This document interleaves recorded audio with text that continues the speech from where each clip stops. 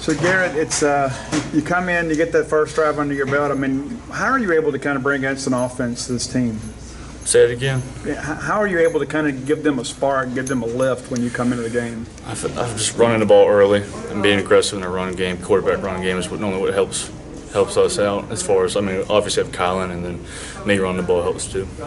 On those two overthrows, I think you had to Steven, and I think it was Steven both times. What'd you see? Did you just get a little air, too much air under it? He was there and just missed him. I mean, it came out a lot harder than I thought it did, and not enough air, not enough touch, and just like in practice, I mean, that's just got plays you got to capitalize on, and we'll correct it and get it right next for Tennessee.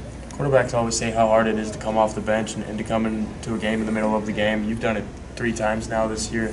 And what has that experience been like for you, and how do you keep being effective every time you do it? It's tough. I mean, as far as when I know in advance, like get ready, it helps out a lot. But just being subject to just any play, just go. I mean, it's tough sometimes, but that's no excuse. I mean, just got to capitalize, got to get better and start capitalizing on the plays that I miss. Were you aware this week that they kind of be ready to go?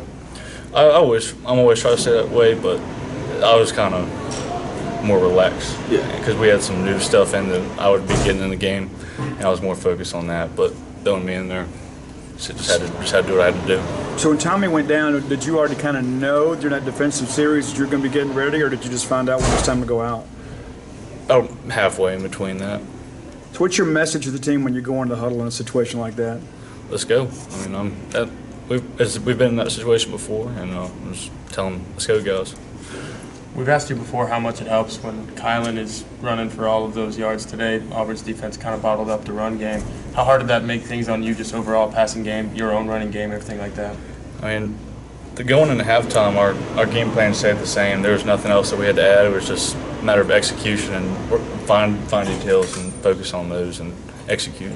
Seems you and Dedrick Thomas have had a pretty good rapport. It's like his game is kind of elevated when you're in there. How would you kind of describe that on-the-field relationship? I mean, I love Dedrick. I mean, same with all the guys, but we have a good feel for each other, and I know where he's going to be. And I missed him a couple times today, but just number 2, he's a go-to guy.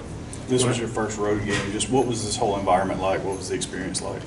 It was, I mean, as far in the beginning of the game, it was wild, but it doesn't really matter to us because we went on silent count and just got to get better. Here's that sequence on the goal line there. You have the delay of game and then the fumble. Just what happened there? That hurt. Well, the crowd got into it. We had a false start.